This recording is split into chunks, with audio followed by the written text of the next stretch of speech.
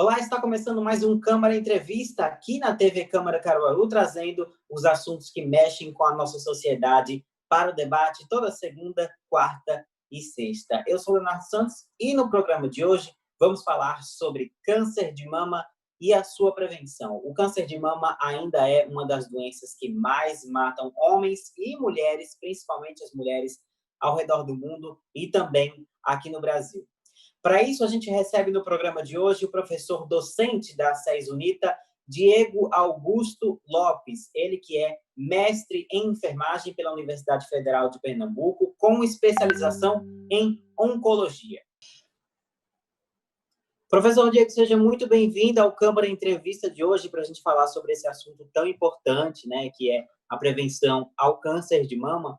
Eu gostaria que você começasse, então, respondendo o seguinte, né, quais são os fatores de risco do câncer de mama, né, já que nós estamos vivendo um período de pandemia, né, onde o foco da saúde tem sido a questão do coronavírus, da Covid-19, né, e as pessoas talvez tenham até esquecido um pouco sobre a questão dos riscos, né, dos fatores de risco do câncer de mama. Seja muito bem-vindo ao programa. Obrigado, Léo. Agradecer o convite inicialmente de vocês para estar participando. É um prazer estar contribuindo com todos. Realmente, hoje a gente tem as doenças virais, aí especificamente a Covid-19, né, o coronavírus, bem em evidência, mas as outras doenças elas não deixam de existir em virtude da presença de uma pandemia, como é o nosso caso nesse momento, né? Então, o câncer ele é uma doença que, e aí, dependente da variedade ou do tipo de câncer que vai ocorrer numa pessoa, ele vai existir fatores que são muito relacionados ao câncer propriamente dito enquanto doença, mas aos cânceres especificamente em cada local do corpo que ele vai surgir. A gente pode dizer que o câncer ele é uma doença crônica, tá? Então, toda doença crônica, e a gente teria outras doenças como a hipertensão, que é a pressão alta, o diabetes, então elas terminariam se enquadrando na mesma categoria de doenças. O câncer por si só, ele vai ter alguns fatores que vão levar a gente a desenvolvê-lo. E aí esses fatores eles estão muito relacionados aos nossos hábitos de vida. A gente diz que 80% dos fatores de hábitos de nossa vida podem levar esse câncer a acontecer, que estão relacionados, por exemplo, à nossa alimentação. Então, alimentação rica em gordura, alimentação rica em condimentos, alimentação que está pobre em algumas proteínas e alguns minerais. A gente ainda pode dizer a ausência da prática de exercícios físicos, que a gente vai considerar como sedentarismo, né? Então, essas duas condições juntas, elas vão fazer com que o indivíduo ganhe peso e esse ganho de peso vai levar ele a desenvolver algumas alterações no funcionamento do seu corpo. Além disso, a gente tem outros hábitos, como o consumo do cigarro, que é o tabagismo, é um fator bem preponderante para o aparecimento de alguns tumores, né? O consumo de bebidas alcoólicas também é outro fator. A exposição à radiação também pode ser um fator que leva ao aparecimento do câncer. Então, num contexto geral, esses seriam os fatores que podem levar ao aparecimento do câncer no geral. Se eu tiver um câncer específico, vamos pensar no câncer de mama, então, eu teria fatores específicos da vida, da saúde dessa mulher, que podem levar ela a desenvolver o câncer de mama. Então, a gente vai dizer, especificamente no caso do câncer de mama, a mulher que menstrua muito cedo, a gente vai dizer que a menarca dessa mulher, menarca é a primeira menstruação, é o termo que a gente usa para conceituar. Então, a mulher que menstrua muito cedo e entra numa menopausa no seu período de climatério, num momento muito tardio da sua vida. Então, essas são duas condições que podem expor essa mulher a um fator de risco para desenvolver esse câncer. A mulher que não teve filhos ao longo da sua vida, a nuliparidade, ou seja, a mulher não pariu em nenhum momento da vida dela, também é um fator de risco. Além de que a mulher que pariu, teve filhos e não amamentou esses filhos, também pode ter fatores de risco relacionados ao aparecimento dessa doença, né? E aí, assim, a gente sempre vai dizer que os fatores de risco eles vão depender muito da característica de cada pessoa. O que em uma pessoa pode ser considerado um fator de risco, na outra não necessariamente pode acontecer. É aquela velha história. Nem sempre quem fuma vai desenvolver um câncer de pulmão, né? Então, isso pode acontecer variando de indivíduo para indivíduo. Além disso, a gente tem que considerar a história familiar de cada pessoa, né? E aí, no caso da mulher, como é que é a história da sua primeira e segunda geração anterior, né? Então, a sua mãe e a sua avó. E aí tem que pensar nas tias e primas, tem que pensar na avó, como é que se comportou o aparecimento dessa doença, especificamente falando do câncer de mama.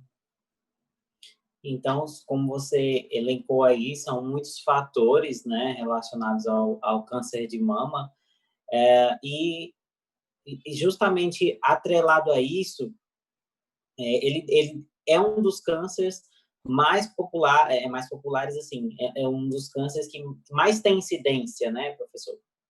Isso, o câncer de mama ele é um fator de adoecimento nas mulheres, é uma das principais causas de morte em mulheres no mundo inteiro, não só no Brasil, né? Dependendo da região que a gente for analisar, esse quadro pode ser ainda pior. Então, a gente tem as últimas estimativas do Instituto Nacional do Câncer, que foram publicadas esse ano. Eles fazem uma estimativa para os próximos 2 anos. Então, a cada período de 2 anos, o INCA lança esse relatório. No ano de 2020, está previsto que a gente tenha um aumento no número de mulheres com câncer de mama. E aí essa estimativa é feita para o Brasil todo. Então, no Brasil todo, se espera que a cada 100 mil mulheres, 58 ou 59 desenvolvam câncer de mama. Isso é muito alto. E aí esse número, quando a gente chega nos estados, nas capitais, ou especificamente em cidades foco, a gente tem esse número ainda aumentado. Então, por exemplo, o Recife, que é a capital de Pernambuco, ela tem nesses próximos 2 anos, no biênio 2020 e 2022, a condição de desenvolver o câncer de mama em cada ano, 68 a cada 100 mil mulheres vão ter essa doença. Isso é um nível de adoecimento muito alto. O Brasil é um país em desenvolvimento, a gente tem políticas públicas de saúde que ainda são muito frágeis no sentido do cuidado direto para a prevenção desse tipo de câncer. E, assim, comparado a outros países do mundo, a gente tem ainda uma incidência e uma prevalência muito alta desse câncer. Eu tenho muitos casos novos dessa doença acontecendo a cada ano, e aí isso termina, de certa forma, expondo essas mulheres a uma situação de vulnerabilidade muito grande, em virtude da assistência, como a gente tem falado, e das políticas não estarem muito bem definidas nesse sentido, e o contexto do diagnóstico, do tratamento ainda ser muito desconhecido pela maior parte da população. A gente sabe que a maior incidência do câncer de mama são em mulheres, né? E o câncer de mama também é um fator de risco para os homens, mas isso eu vou perguntar daqui a pouco. Mas relacionado especificamente à mulher, como é que ela pode, então, identificar, né, na sua casa, por exemplo, que ela poderia estar com algum nódulo relacionado ao câncer de mama? Perfeito. Então, essa é a medida principal, né? Na verdade, a gente vai dizer o seguinte: é importante que toda mulher reconheça o seu corpo. Então, ao longo do dia a dia, especificamente pós-período menstrual ou antes do período menstrual, nunca se indica que a mulher vai fazer a autopalpação das mamas durante a menstruação. Durante a menstruação é normal que a mama da mulher fique mais inchada, mais dolorida, os linfonodos da mama fiquem um pouco dilatados, as glândulas mamárias também ficam um pouco mais dilatadas. E às vezes a mulher pode palpar essas estruturas e achar que ela tem um tumor, quando na verdade ela não tem absolutamente nada. Então, não se indica a palpação da mama durante o período da menstruação, certo? Para começar. A palpação, a autopalpação ou o autoexame das mamas, ele não é indicado para o diagnóstico. Ele é uma medida que vai fazer a mulher refletir sobre aquela mudança no seu corpo e procurar um profissional de saúde. Então, a gente não vai dizer que o diagnóstico do câncer de mama é feito pela palpação da mama. Então, a mulher, ela deve, a cada momento desse que eu falei aí no mês, ou no dia a dia dela, durante o banho, durante o cuidado com o corpo, ao pentear o cabelo, ao estar trocando de roupa, ou ao passar um óleo, um hidratante no corpo, ela pode tocar na sua mama, fazendo um movimento circular, né, girando desde o bico da mama até a base da mama de forma circular, buscando perceber se tem alguma alteração nessa estrutura. Então, tanto na mama, esse movimento deve ser feito, como também a mulher deve palpar a axila, buscando alterações. Essas alterações ela pode perceber na forma de pequenos caroços, como a gente pode dizer, ou nódulos, e isso não vai dizer que essa mulher tem câncer de mama, tá? O que vai realmente definir a presença do câncer de mama são exames muito específicos. Porém, toda mulher que palpar a sua mama e em algum momento entender que aquele nódulo ou uma alteração na mama foi percebida fora do normal, ela deve procurar uma unidade de saúde, um serviço de saúde, para que um profissional de saúde execute um exame habilitado, né? Que é o exame clínico das mamas. Então, essa mulher ela pode procurar um posto de saúde, normalmente as unidades básicas de saúde que a gente tem em todos os bairros.